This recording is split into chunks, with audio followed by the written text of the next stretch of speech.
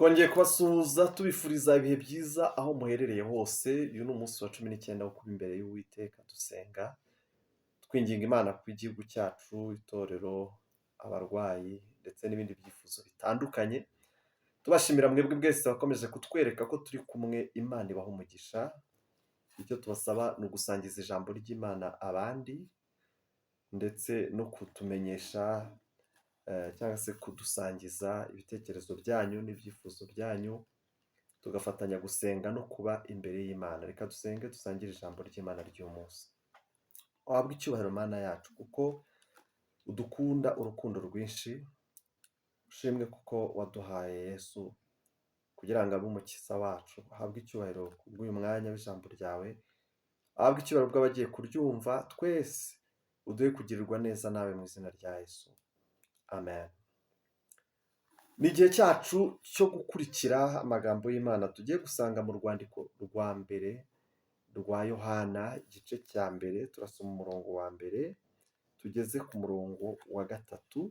Dusome mu izina rya Yesu. Haranditse ngo, uwahozeho uhereye mbere na mbere, uwo twumvise, uwo twiboneye n'amaso yacu, kandi uwo twitegereje intoki zacu zikamukoraho, ari we jambo ry'ubugingo.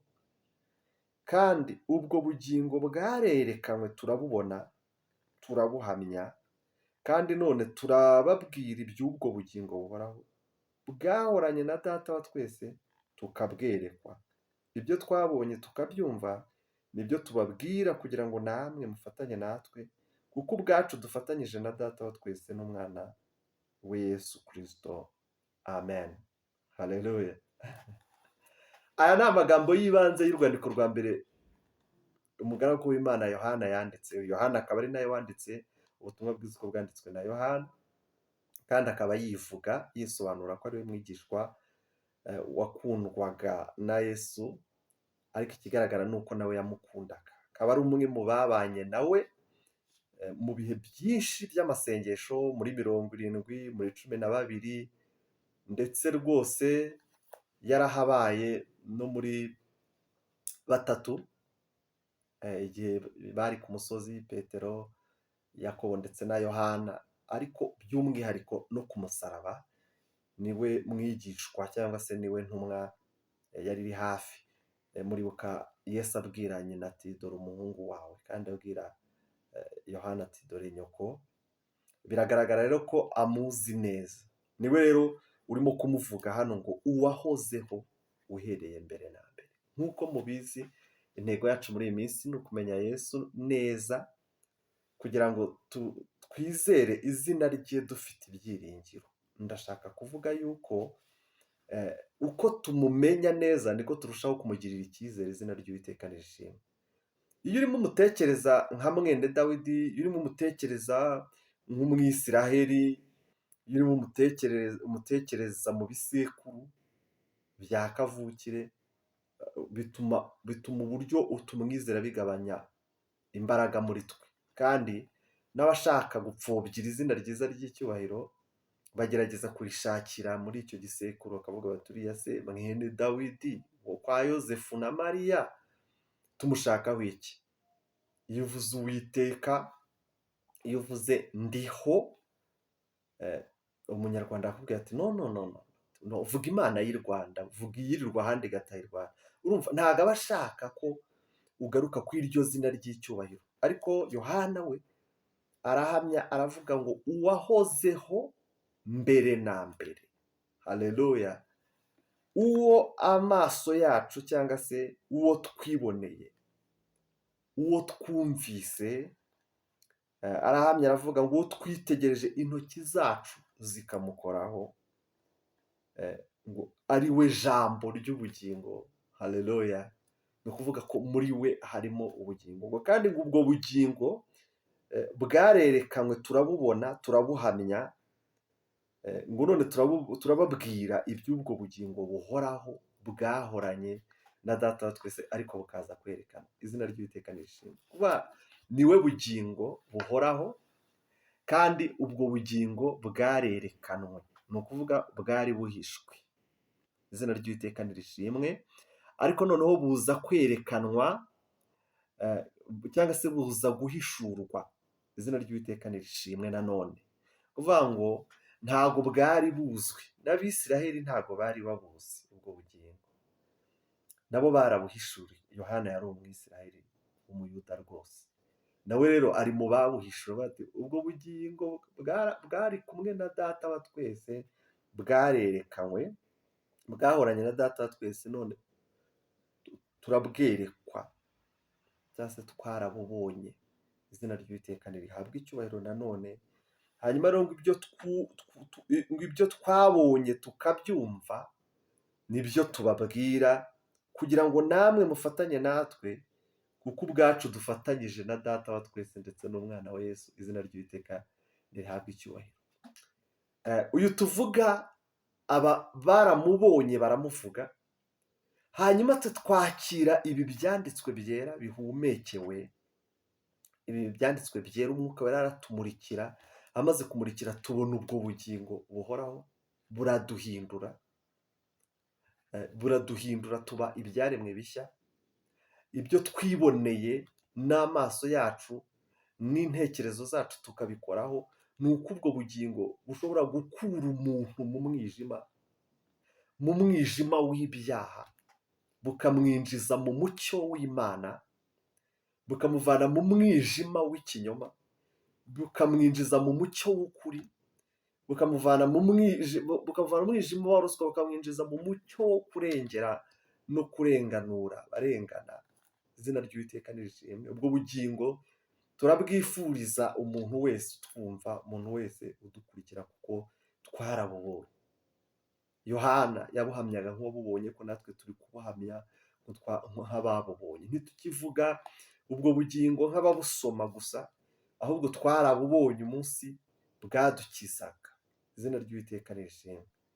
Ababyeyi benshi ndetse na sosiyete nyarwanda, haleluya, ifite umugisha kuko twabonye ubwo bugingo.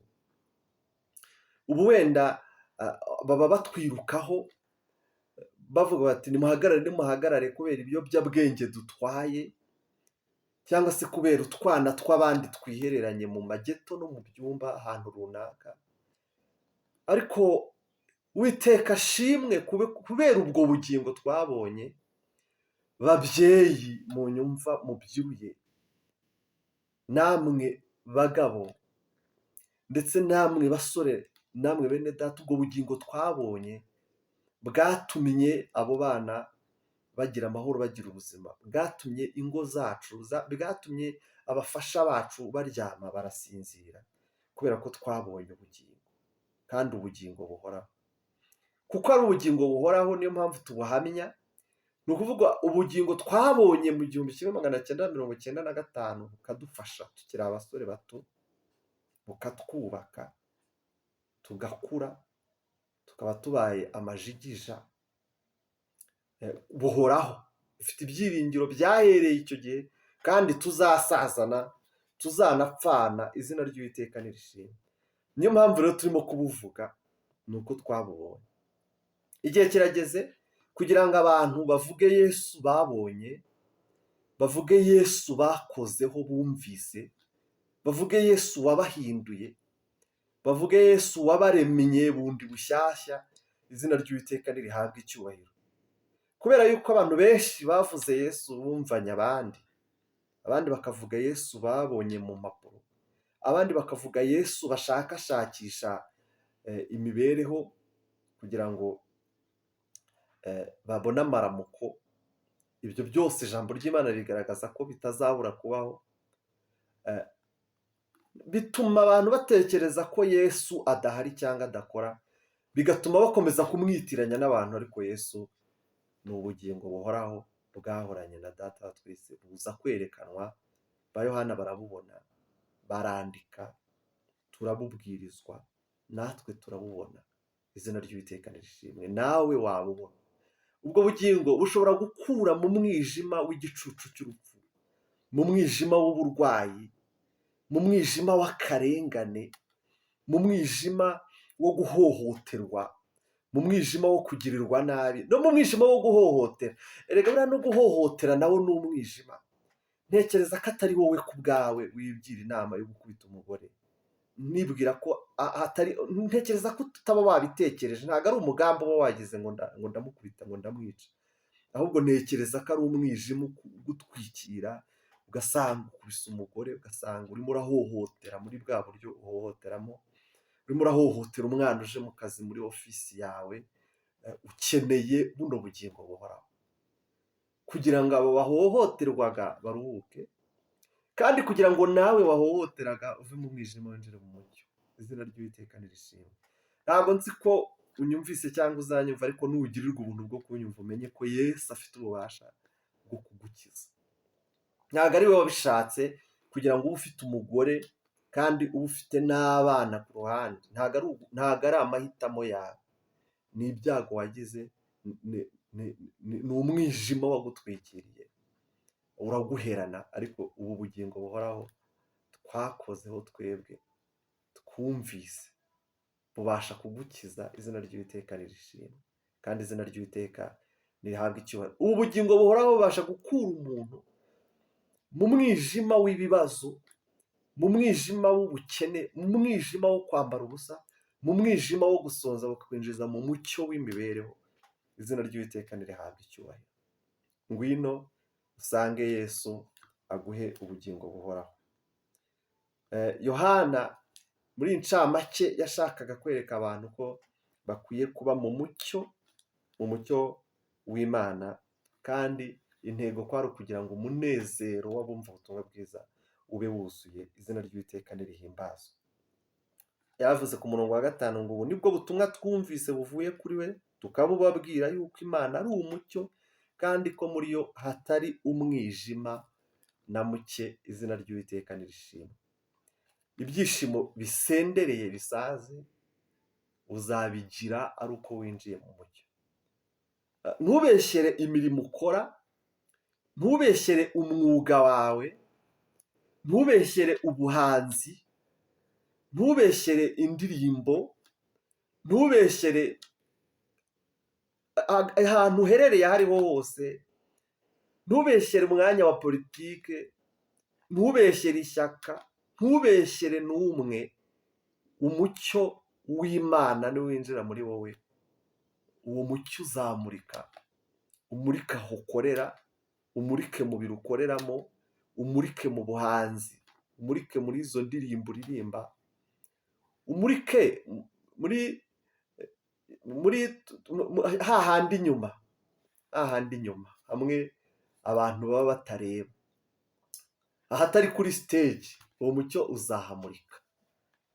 Kuri stage biba ari byiza, uba ukora neza, biba bigaragara neza, abantu baba bikunze babyishimiye, ariko ikibazo kikavuka inyuma, kikavuka aho abantu batareba. Aho ngaho niho abana b'abakobwa bangirikira bari munsi y'imyaka 18. Aho ngaho niho ibibazo bivukira. Aho ngaho niho ucira inyuma uwo mwashakanye, uvuye kuri speech, mbese uvuye kuvuga ijambo ry'icyubahiro. Inyuma y'aho ngaho niho ucira inyuma uwo mwashakanye. Kubera iki? Kuko umwijima waraguheranye. Ariko hari uwahozeho uhereye mbere na mbere. Muri iyi minsi mikuru ya Noheli ndakwifuriza guhura n'uwahozeho kugira ngo akugirire neza. Hari abantu bahuye n'uwahozeho, ibyo mvuga murabyumva, ibyishimo mvuga murabizi, umunezero mvuga mwarawumvise, umucyo ndi guhamya murawufite, ubugingo buhoraho ndimo kuvuga muri nabwo. Izina ry'Uwiteka nirishimwe. Muri we ntihari umwijima na muke, muri we harimo ukuri, muri we kandi harimo umucyo nk'uko yo ari umucyo. Iyo rero ariko rero iyo tutagendeye mu mucyo nk'uko nayo iri mu mucyo, tuba dufatanije ubwacu kandi ariko rero iyo tugendeye mu mucyo nk'uko nayo iri mu mucyo, tuba dufatanije ubwacu, kandi amaraso ya Yesu umwana wayo atwezaho ibyaha byose. Izina ry'Uwiteka nirishimwe. Kuvuga iyo tutari mu mwijima. Umurongo wa gatandatu baravuga ngo nituvuga yuko dufatanije nayo tukagendera mu mwijima tuba tubeshye tudakurikiza ukuri. Kuba nituvuga ko turi abakristo, nituvuga ko turi abantu basenga, nituvuga ko turi abantu b'Imana kandi tugahindukira tukagendera mu mwijima tuba tubeshye tudakurikiza ukuri. Nituvuga ko turi abantu b'Imana tukarenganya tukikubira tuba tubeshye tudakurikije ukuri. Ijambo ry'Uwiteka riratwerurira ritubwira ngo muri we ntago harimo umwijima na muke. Izina ry'Uwiteka nirishimwe. Haleluya. Muri we harimo ubuzima. Akira ubuzima mu izina rya Yesu Kristo. Akira ubuzima muri Kristo Yesu butarimo umwijima na muke, butarimo umubabaro, butarimo agahinda, butarimo igicucu cy'urupfu, butarimo kwiheba, ahubwo akira ubugingo buhoraho muri Kristo Yesu. Kristo ufite ubushobozi bwo kuremera umwana muri wowe, Kristo ufite ubushobozi bwo kuremera akazi n'imikorere. Izina ry'Uwiteka nirishimwe. Reka twizere dusenge Imana muri umwaka wa 2022, Imana ituremere ibishya kuko dufite ubugingo buhoraho muri Kristo Yesu wahozeho uhereye mbere na mbere. Izina ry'Uwiteka rishimwe. Reka dusenge. Mana yacu, habwa icyubahiro kuko waduhaye Yesu, watweretse Yesu wahozeho mbere na mbere, uri muri wowe, natwe twaramwizeye turi muri we. Niyo mpamvu dusenze twizeye kugira ngo abahejejwe mu mwijima n'umwanzi Satani ubamurikire, ubakureyo ku bw'ubuntu bwawe. Abahejejwe mu mwijima w'igicucu cy'urupfu n'indwara zakomotse ku myuka mibi n'ibyoherano n'ibitererano n'ibyo babuze aho bavuriza n'ibitagira muganga, byose wiheshe icyubahiro. Abaheranwe n'ubutinganyi, abandi bagaheranwa n'umwijima wo guhohotera abana, turasenze kugira ngo ubakure muri uwo mwijima kubw'ubuntu bwawe Uwiteka no kubw'urukundo rwawe, kandi icyubahiro cyose kibi cyawe. Girira neza abahungu bacu n'abakobwa bacu batabare. Turasenze kubw'urubyiruko muri umwaka wa 2022 kugira ngo urengere abakiri bato, bayobywa na byinshi, bayobora muri byinshi. Reka ibyari umunezero wabo n'iminsi mikuru bye guhinduka umubabaro n'agahinda by'uko umwijima wabaheranye bakagwa mu ruzi barwita ikiziba. Ndakwinginze muri ku mucyo wawe, ahari umwijima niyo haba hari muke, uhamurike umucyo wawe, kuko abitirirwa izina ryawe, abakuvuga, abavuga yuko ari abakristo bakwiye kuba bari mu mucyo kugira ngo bezweho imyanda yose. Ndagushimiye ko twumvise. Nimero bane n'umuntu wese ukurikira ijambo ryawe mu izina rya Yesu Kristo umwami wacu. Amen. Imana ibahe umugisha, mwakire umucyo w'Imana kandi mwakire gutsindishirizwa na Yesu Kristo, we wahozeho mbere na mbere. Imana ibahe umugisha mu izina rya Yesu. Mwari kumwe na Evangeliste Kabenga. Mugire ibihe byiza dukomeje kuba imbere y'Imana. Shaka gukomeza kudukurikira, kora subscribe cyangwa se s'abone, cyangwa se urebe link kuri WhatsApp namba nimero 078845555184. Imana iduhana umugisha.